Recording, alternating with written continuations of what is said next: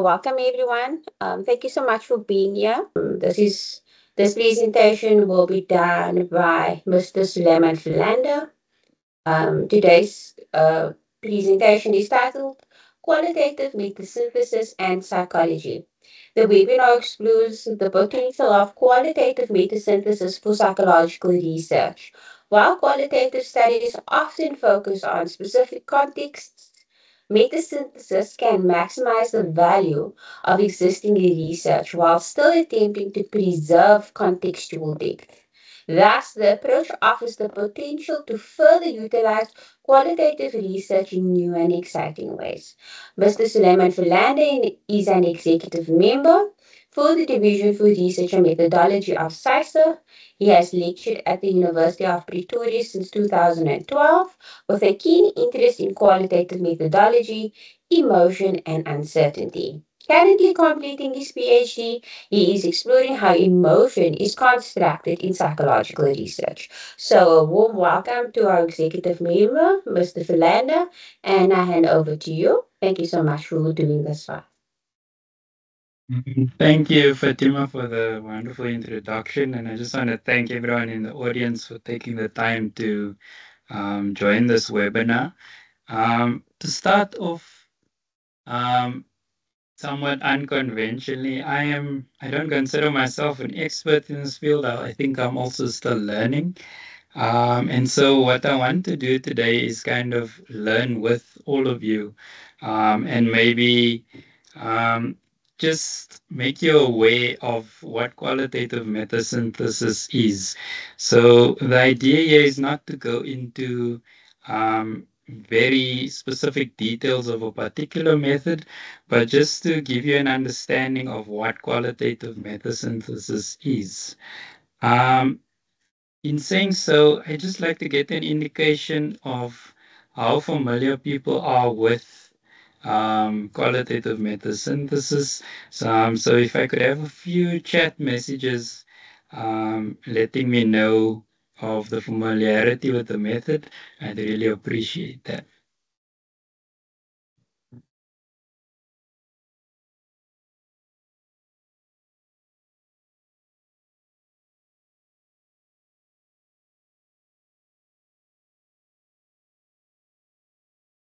Okay, thank you, Kalin and Talib.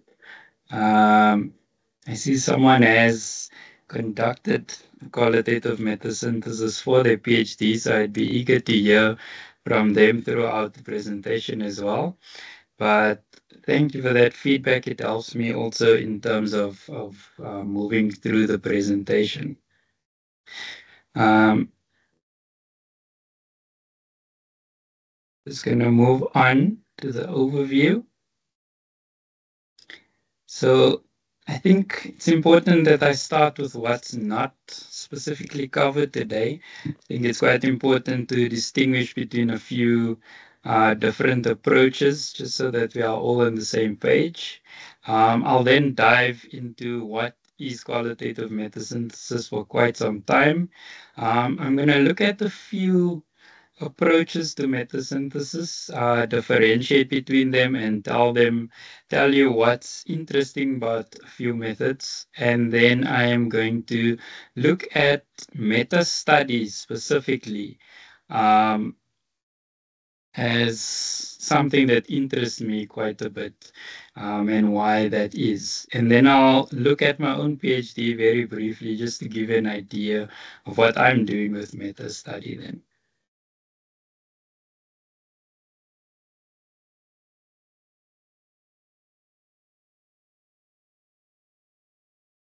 Okay, so to start off, I'm not covering meta-analysis. The difference between meta-analysis and qualitative metasynthesis, in order not to say that all the time, I'm going to stick to QMS instead.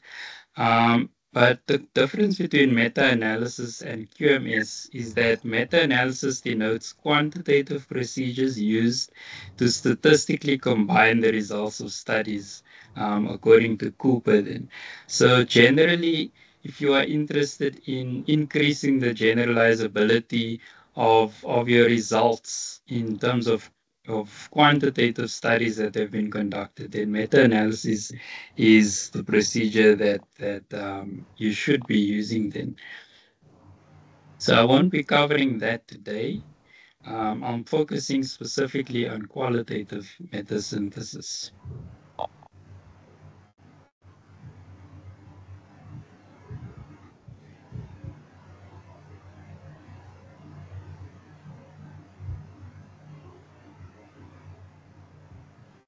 I just see that someone's unable to see the presentation. Can I just maybe get an indication that the audio is clear and that the presentation can be seen? The audio is bright and clear, as well as the presentation is visible. If possible, the presenter could maybe check her internet connection or his internet connection. That would be a good start. Thanks. I see that a few people are struggling with the presentation. What I can do maybe is switch to the PDF version, and that might be visible to everyone. So just give me a few seconds to do that.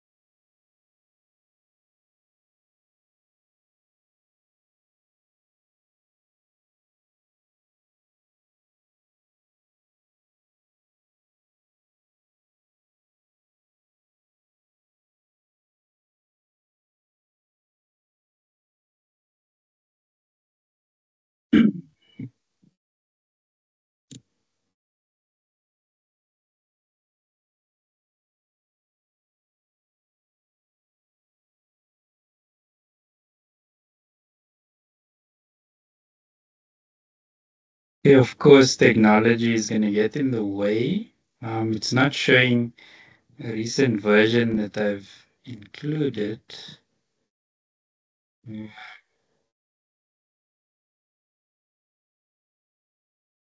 Not sure if those who are struggling, perhaps if they maybe try and go in and out again, or perhaps they refresh their screen, that might help with the presentation.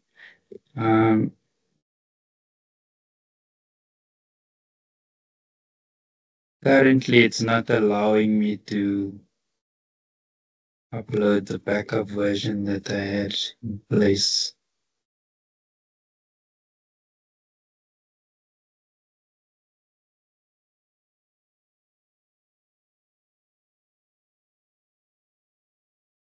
Okay. I'm going to continue, but please just let me know further throughout the presentation if the issue still persists, then I'll try and figure something out. Yeah. And Fatima can also perhaps upload the PDF at a later stage. Okay. I think the other differences that people perhaps struggle with is the distinction between literature reviews, scoping reviews, and systematic reviews. Literature review, I think we all know what that is, and most of us are very familiar with that. But in terms of a literature review, is generally a review of existing literature for a very specific reason. You are Thank you, Jessica. So that helped. You are essentially reviewing literature in order to make an argument for your specific study. So you are very selective about what you are reviewing, and in essence, there's no systematic approach or recording of the decision making in terms of the literature that you are reviewing. In terms of a scoping review, it's a little bit more in depth. in terms of determining the scope of available literature that is out there. And oftentimes with the scoping review, the purpose will be to find literature that is difficult to find, or to do a review in an area where it's hard to find specific articles in that area then. So essentially you scope out the area in order to understand an area of inquiry better. Um, Less systematic than a systematic review, but oftentimes it would be the starting point to understand whether there's potential to do a systematic review at a later stage, which then leads to a systematic review itself. A systematic review is a comprehensive um, endeavor to locate available literature within a particular area. So let's say you are looking for literature in terms of emotion um, with patients who are diagnosed with eating disorders, for example. You're going to look for all available literature on that specific topic systematically.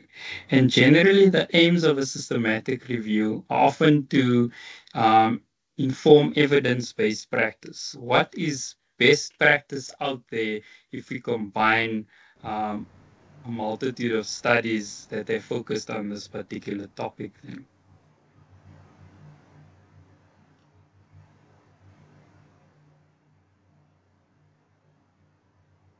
Just to cover that again in a different way, again, systematic review is very specific, very structured. The aim is to minimize bias in terms of the article that you're selecting and reviewing, and to create a replicable process in terms of how you review the articles. Um, the difference between QMS is that QMS generally aligns more with the assumptions of qualitative research. While it can be very systematic or rigorous, um, there's not as much emphasis on replicability or the minimization of bias. As I go along, you'll see why that is the case. But just to give you an understanding of the differences between the two, then um, people have um, conducted systematic reviews and then included QMS as well. But the difference between them, I think, lies within the assumptions for each. Generally, systematic reviews will be used to inform interventions, to inform evidence-based practice, and so it needs to be replicable. It needs to be unbiased and very structured in order to do that. QMS as something different then tries to retain the assumptions inherent to qualitative research often. It tries to interpret, it tries to explore complexity. And so in order to do that, in often cases needs to be less structured in order to change with the data as the data is coming in then. In terms of a scoping review, it is then less structured because oftentimes it's difficult to find literature. And so that's where this need for scoping the literature comes in then. It's used when there's not much information then in a specific area then. And so how QMS differs to a scoping review then is that it goes beyond describing and collecting data then. It looks at the need to interpret that data and move beyond only summarizing or aggregating that data then. And so today I'm focusing on those approaches to QMS rather than the aggregative approaches then. Again, with the literature review, generally not as systematic or the guidelines for doing so reported. QMS, in contrast, can be very rigorous. but oftentimes that sample will serve a specific purpose. I'm not sure if there was a question there, or maybe just pause there to see if there's anyone who'd like to ask a question, if it's just someone who needs to turn off their microphone. I silenced the person's microphone. You may continue. Thanks, Fatima.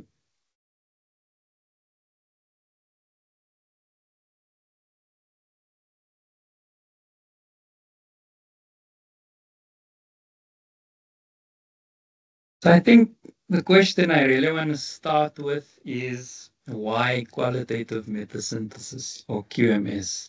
Um, Qualitative research often thrives on the exploration of specific contexts. So, oftentimes, when we're doing qualitative research, we are trying to understand a specific phenomena, specific experience in depth. An example would be the lived experiences of students completing their MA at a specific university, for example. So, um, students completing an MA at a university in Pretoria might differ significantly from students doing the same MA in Cape Town or even America or Europe or Asia, for example. So qualitative research wants to go in depth in terms of the specific context and how that context evolves for specific people.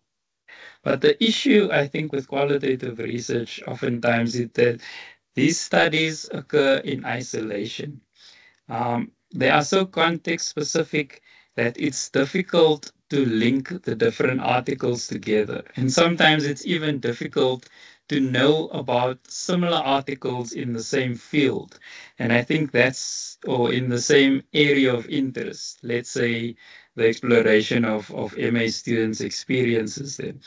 Um, so what QMS does is attempt to link these different articles contextually for various reasons, as I'll allude to in my slides that are coming up.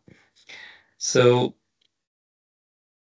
it helps authors then understand the outline of articles that are out there on a specific topic. It gives them insight into what qualitative research has been going on. And beyond that, it also helps everyone link together those articles and then see the phenomena from various perspectives as a synthesized product. So oftentimes when we are doing qualitative research in isolation, um, we are creating a fragmented body of knowledge that doesn't have links between it. But QMS then helps us or allows us to actually establish those links between those different qualitative articles.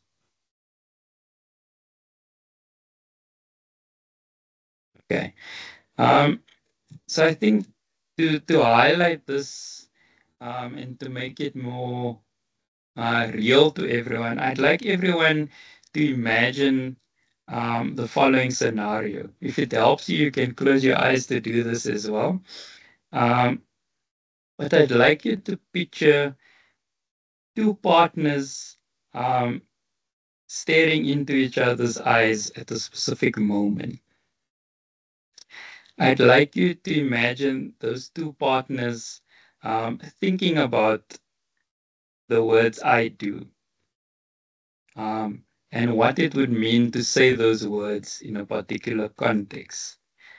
Um, and I'd like you to imagine everyone at that ceremony for that wedding between those two partners. And they are about to get married and they are there, and you are interested in exploring this phenomenon of marriage or weddings or the experiences of getting married. I've mentioned a few different aspects of it now, but also um, try and think of quickly which qualitative method you would use in order to do that research.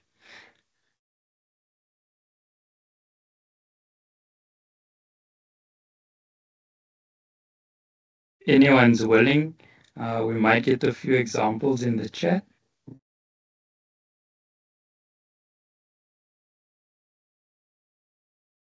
Doesn't have to be complex, maybe just very brief. How would you explore the ideal construct of marriage between two people?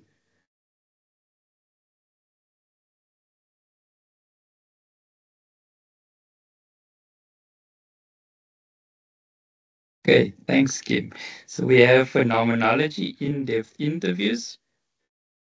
So observing the couple, that's another way of doing it. Um,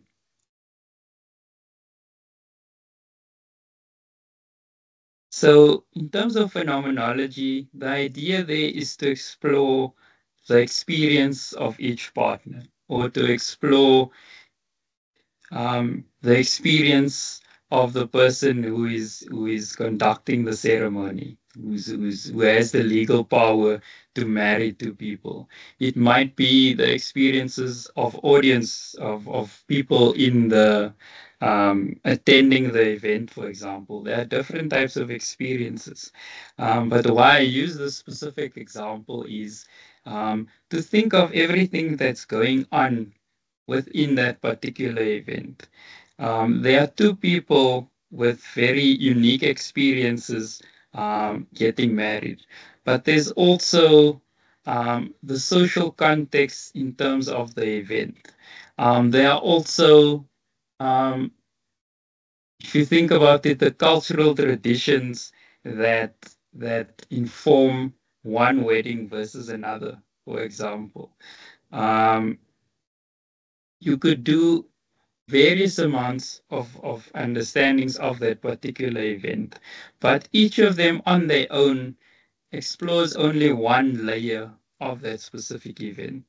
That event, in essence, is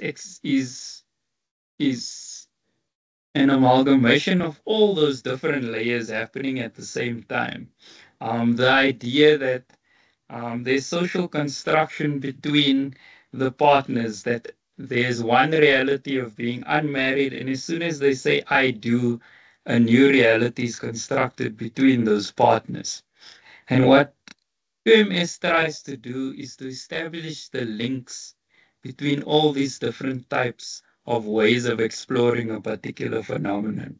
So instead of only focusing on phenomenology, instead of only focusing on um, the social constructions, you can actually understand the different layers of that one event by combining, integrating, and synthesizing the different articles that talk about this particular event, phenomenology, observations of marriage, and so forth. So it's a powerful tool in terms of extending the qualitative research that is already out there. It is the use of research articles to further interpret and add layers of understanding to a particular area of interest, phenomena, or topic then. So I think that's the main idea or reason why you'd want to then use QMS.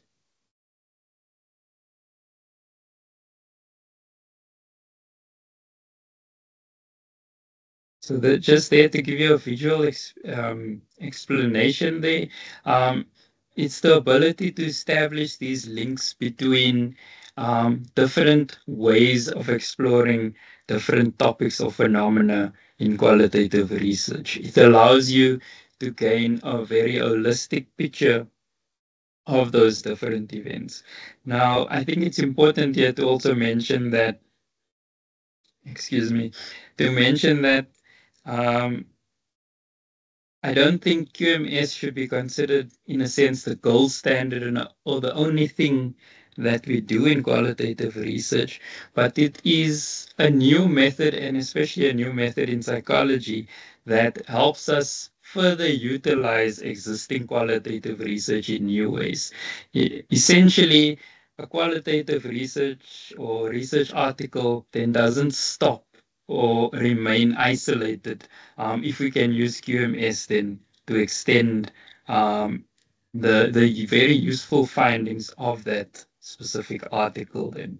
So QMS, or sometimes I might just say metasynthesis, is an attempt to bring together, describe, interpret, and synthesize the qualitative findings in relation to a specific topic then. I think a distinction a lot of people may struggle with as well is that it works on the level of third order constructs.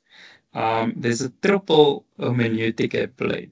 So just to go back to qualitative research, when you are looking at the experience of someone getting married, you as the researcher are attempting to interpret their interpretations of their experience. What QMS does is add another layer to that. In a sense, it attempts to interpret the researcher's interpretations of the participants' interpretations. So that's a lot to take in, and there's a lot of meta that goes on in terms of QMS, but it gives you that third order of interpretation, that ability to have a bird's eye view of research happening in a particular field then.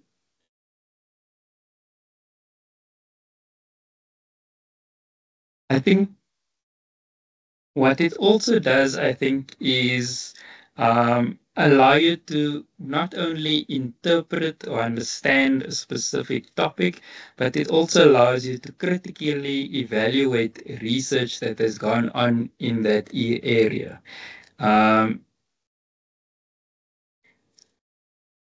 I see there's a question. I will get to that in a moment. But what QMS allows you to do is to also do the research of research, to ask questions about methods, theories, and findings. When you have 3 articles that have, for example, explored the experiences of marriage, why are the findings different between these 3 articles? How do the methodological decisions made in each article actually shape the findings that one can arrive at ultimately?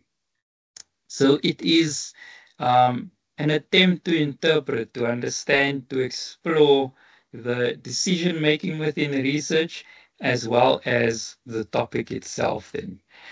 So just to get to that question, are third order constructs equivalent to third order cybernetics? I think you're going to have to give me a little background on third order cybernetics. I think my mind is full of meta at the moment, so that concept is a bit elusive at the moment.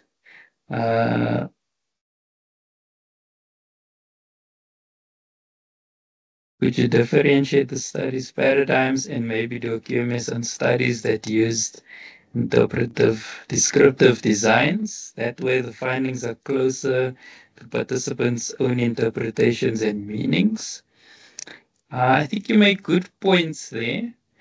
And thank you for asking that question. I think QMS can definitely be used to understand the paradigms of different articles, and there's 2 particular approaches that I'll get to later that I'll just describe briefly. Meta-narrative and then meta-study is able to do that. I think your second point in terms of the findings being closer to participants' own interpretations and meaning making, that's also quite an interesting question, and there are debates there in terms of the role of QMS and the distance from participants. Some in the field of the opinion that you need to stick as closely as possible to the participants' experience. And I think that is helpful in specific circumstances. Let's say, for example, you are doing a QMS on only experiences. And I think there it's very important to stick to the participants as well as the researchers. I think other QMS approaches or studies might want to understand from afar. And what I mean by that is that they want to understand across um, different types of approaches that may not always focus only on the participants. They also need some distance from the participants in order to focus on the research itself and the decision making. So I think there it depends on um, the type of approach you're taking and the topic that you are dealing with. In. Um, Thank you for that, and thank you again for the valuable question. Okay.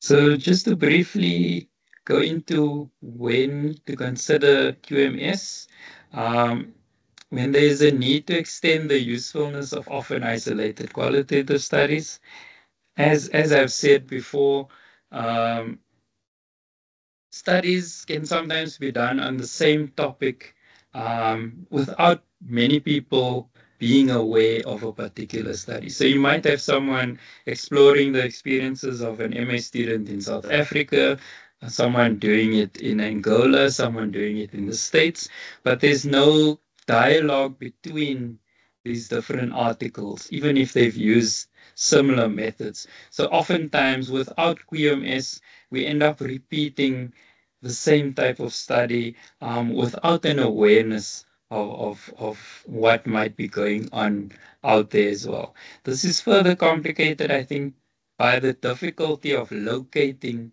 um, qualitative articles and the different terminologies used in qualitative research. So QMS helps collate, consolidate different qualitative studies. Further than that, it also allows one to synthesize. I think that's the important bit about QMS that distinguishes it from scoping reviews or even to some extent systematic reviews. It's the need to take these articles, take the data from them, take the methodologies that's been used, and interpret what they mean, to provide or construct one's own interpretations of these articles collectively then. So that's really the distinction of QMS and other approaches then, or the more interpretive versions of QMS. It can be used to explore, understand inconclusive or conflicting findings in a specific field. It can be used to understand how a particular topic has been researched and the implications thereof. There again, it's in terms of meta research or the research of research. Um, Again, if you want to focus on uh, let's say, several methods looking at the phenomenon of marriage or the topic of marriage and how using um, grounded theory differs from using interpretative phenomenological analysis.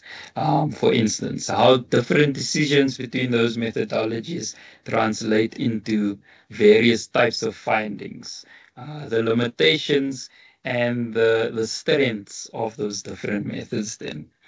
I think one of the most important reasons for QMS and why there's a need for it, especially in psychology, is to refine or challenge existing theories, um, or to further develop or uniquely develop theory or conceptual models within psychology. And QMS allows you to do this. Again, qualitative studies are often in a specific context, which makes it difficult to transfer knowledge beyond that context unless other articles are looking at the applicability of those articles. When you do QMS, you are able to take data, to take decision making across articles, to combine them, synthesize them, to give a comprehensive picture of research within a particular area then.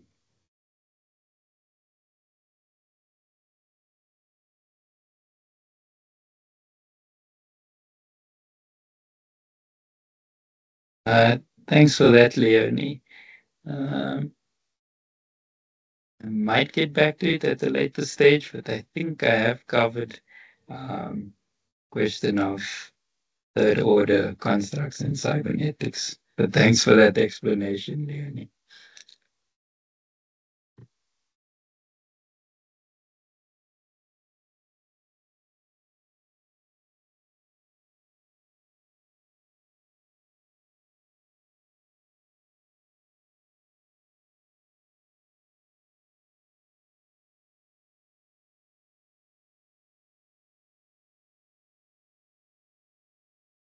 Okay, so I'm gonna just speak about the what I call in commas or inverted commas general phases for QMS. They are various amounts of QMS out there. I'll be touching on a few just to show you the distinctions between them, but there's no one fits all method for QMS. They do have a general outline that you can adhere to, but if you are doing a QMS, you need to become very familiar, get very close to the specific method that you have chosen for your particular topic. But it generally starts off with the conceptualization phase. The why do you want to do a QMS? Why is it necessary? And those reasons um, are multiple and various, and you can go back to my previous slide in terms of the reasons for doing so. But it's very important to really think about the type of question you are asking and why it's necessary to do a QMS. In order to do a QMS, you need to have enough data available. And data in QMS comes in the form of research articles. So, for example, if there are only two qualitative articles out there on a particular topic, it might become very difficult to do a QMS. And it might be more worthwhile to do a scoping review in order to understand available research out there and to find research that's maybe not so available. Um, because of, I think, the complexity of QMS, oftentimes it involves a team of researchers rather than individuals. If you think about the ability to jump from expertise in grounded theory to phenomenology to other forms of qualitative research. Sometimes it's useful to have different people who are experts in different types of approaches than on a team when you are doing a QMS. I will say, however, that um, it's not impossible to do QMS on your own. I am currently attempting to do that. And Patterson has actually wondered about the comparisons between team led QMS and QMS conducted by individuals, then, and what the differences might be. So, let's say, for example, you are an expert in phenomenology.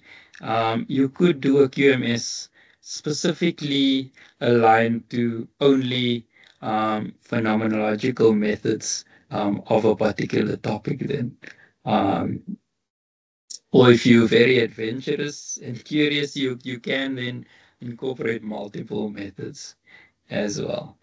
Um, Usually there's a search and screening phase that I think to a large extent can mimic systematic review. You rigorously attempt to find available articles that are aligned to your topic of interest. I think the distinction there lies in your assumptions and your method of choice. Um, it can range from a very systematic, very structured search versus a more purposeful approach in order to find cases that help you interpret in the way that you need them. Um, some people Some people look at quality assessment, and I think just to answer the question on inclusion exclusion criteria, some people look at quality of articles as an inclusion or exclusion criteria. So you might have a list using the CASP list, for example, to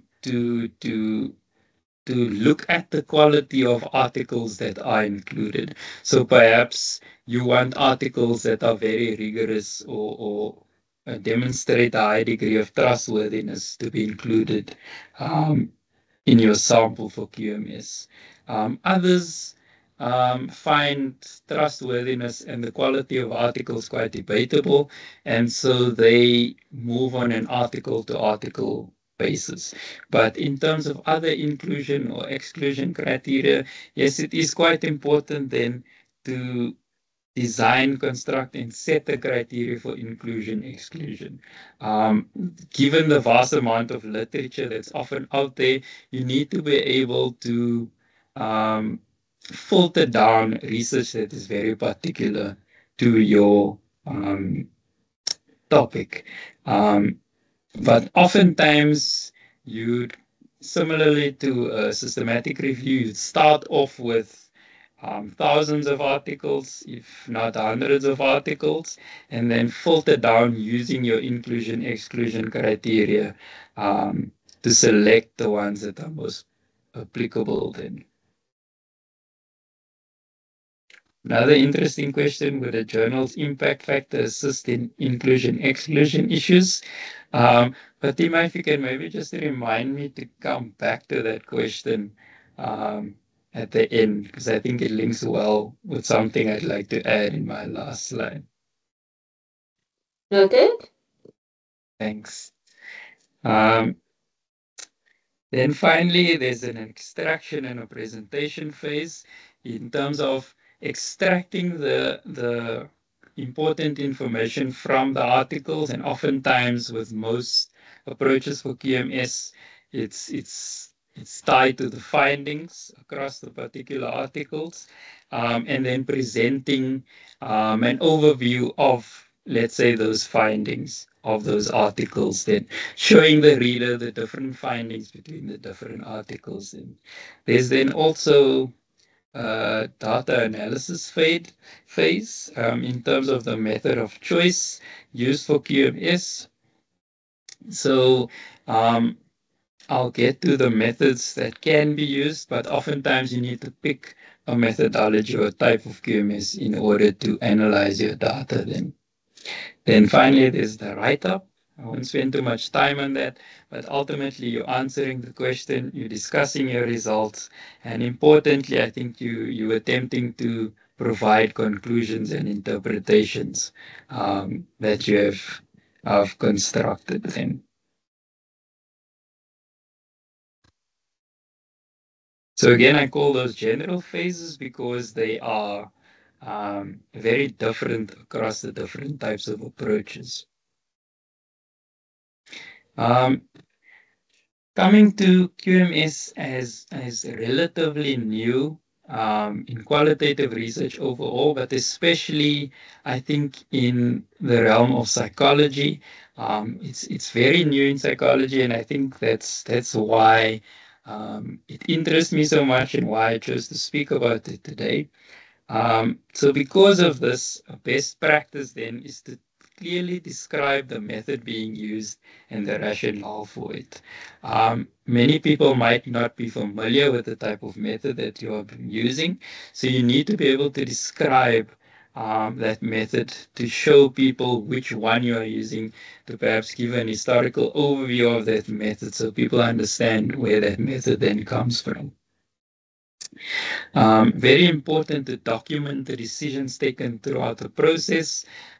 Similarly to an audit trail, the criteria used to include and exclude articles, the reason for the analytic decisions being made throughout the process, and this decision in terms of synthesis.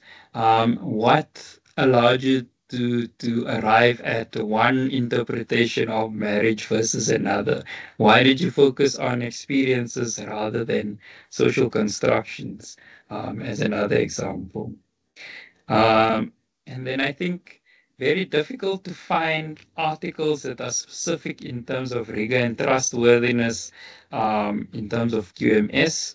But I think the deeper you dive into a particular approach, the more you might find of that approach. And I think a lot of people use existing criteria and try to adapt that criteria then to fit their study. So criteria such as credibility, dependability, transferability, and so forth. And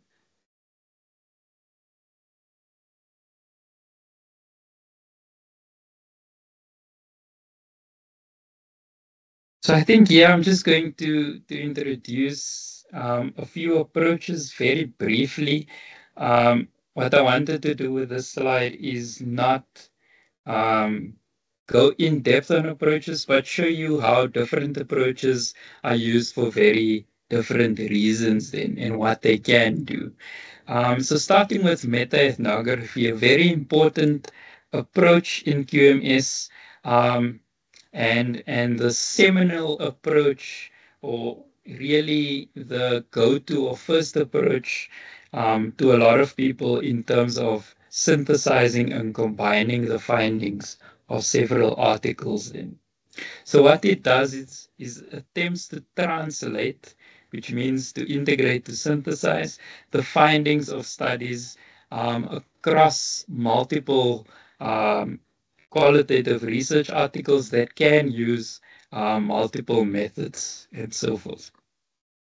So what you're trying to do there is then to establish the links between the findings of different articles.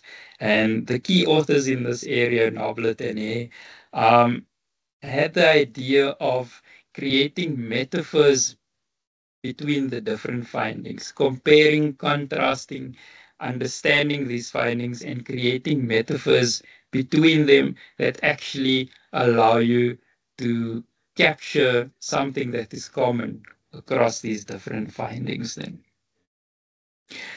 Just on a side note, a lot of the references that I've included here, I think are very useful. They've certainly been useful to me. So especially on this slide, I try to include either examples of metasynthesis or key figures or key authors within a particular area then. Okay. So grounded formal theory, very easily you can think of as using grounded theory as an approach, but instead of looking at data individually or in a specific context, it looks as existing grounded theories as the data for the study. So it uses those different processes of grounded theory to synthesize the findings of other existing grounded theories then in a particular area of interest. Thematic synthesis, I think, is one that a lot of people might gravitate towards, is the use of procedures common to thematic analysis to synthesize the findings of various studies. So they borrowed from various authors who have spoken about thematic analysis, and they use those same procedures to instead understand and create themes across different research articles there. Yeah, I had the privilege of meeting Prof. Lynn Hendricks recently at the CISA conference, and there's an interesting article there by Shun Wilson that Prof. Hendricks was a part of that uses thematic synthesis in an interesting way. The next approach is meta-narrative. What's interesting about meta-narrative as an approach is that it attempts to map the storylines of contradicting areas of research throughout a specific period. So it tries to see the shifts in decision making in terms of research and how those shifts have occurred. So the example that comes to mind for me at the moment is um,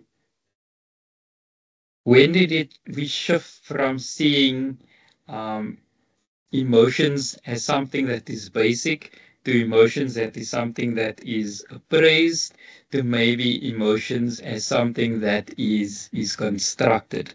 How these shifts have occurred, why they have occurred, and how they've affected decision making, for example. So that's then meta narrative. Critical interpretive synthesis, I think, is unique in the sense that it allows you to combine both quantitative and qualitative studies, um, which differs from the other approaches then in this area. So if that's something you are interested in, that's a method you might then want to look into. But overall, all these different approaches have unique features and unique ways of exploring data. Okay.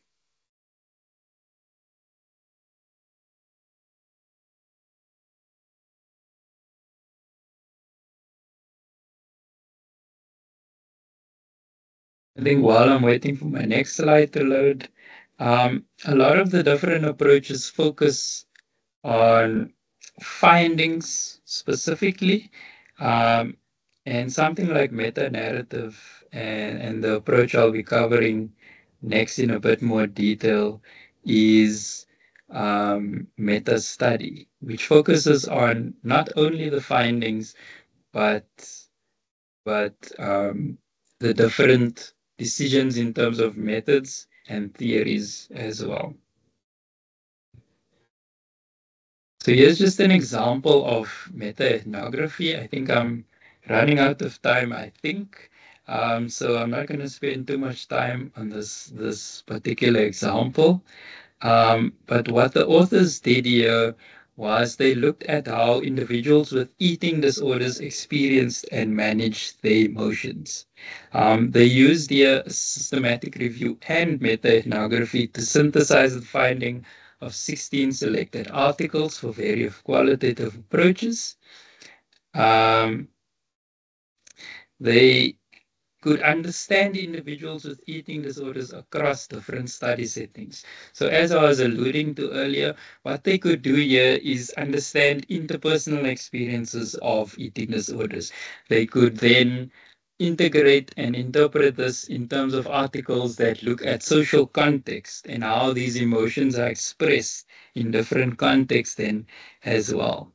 Um, their findings were that they could demonstrate these different links between experiences, between social contexts, environments, upbringing, and the regulation of emotions.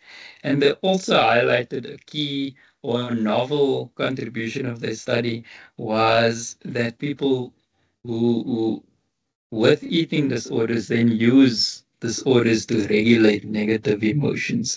And they were allowed, in a sense, to do this because they could jump across different articles focusing on this particular topic then.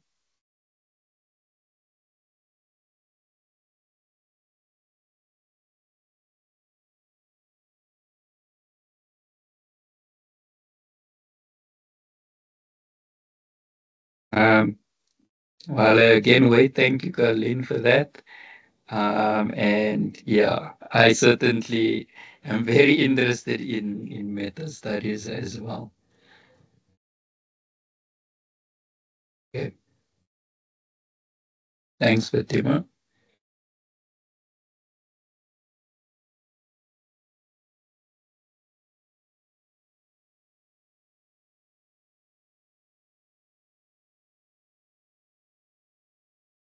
Okay, so I'm just going to briefly cover this. If any of you are interested, the seminal text in this area is then by Patterson et al. 2001. It is in my references.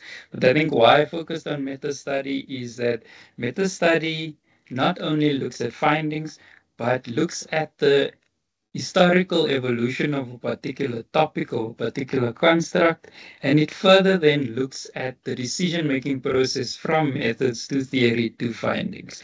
So how do theoretical assumptions inform the methods that can be used, and how does this then shape the findings that's ultimately arrived at them. So it's a critical interpretation of how studies are contextually constructed to develop a synthesized account of a specific phenomenon. I'm going to skip those descriptions for now. I think I've covered them fairly well. But the last one, then you look at theories, you look at methods, you look at the data, the findings, and you bring this together in order to synthesize and interpret and understand a particular phenomenon of interest. So what happens when you combine phenomenology with grounded theory that have used particular studies, and how do these findings come together to say something about a particular topic then?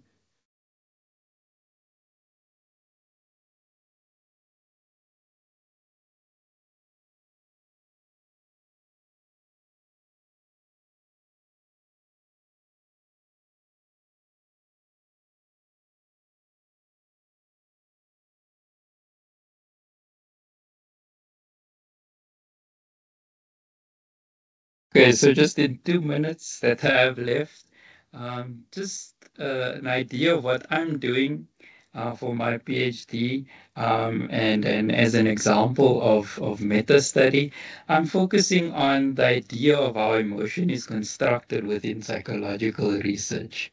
Um, just to ask to maybe get you to consider why I'm so interested in this area, I'd like you to think of in terms of percentage value, how much did each of you cover emotion um, throughout your academic career? What percentage in terms of content for emotion um, um, was available or covered in your academic career? Um, and then I want you to think of why this is the case if emotion is such an important area in qualitative research. So, what I'm attempting to do is kind of consolidate qualitative evidence on emotion, and I'm also trying to then um, um, highlight qualitative research on emotion as well in order to understand it. And ideally develop a mid-range theory that integrates, gives a layered expression of emotion, and allows us to better be informed or better conceptualization of emotion then. I think that's my time, so I'm going to stop there. Um, I just want to thank everyone for the presentation. So, from me, Fatima Peters, thank you so much, Mr. Philander, for your amazing presentation. As the attendees to today's webinar indicated, your time and effort and just your clarity in explaining how things work was really on point. We really appreciate your time. With that, I bid everyone farewell and thank you so much for attending. And with we look forward to engaging with you in the future. Thank you, Mr. Philander, everyone. Goodbye. Bye, everyone. Thank you again.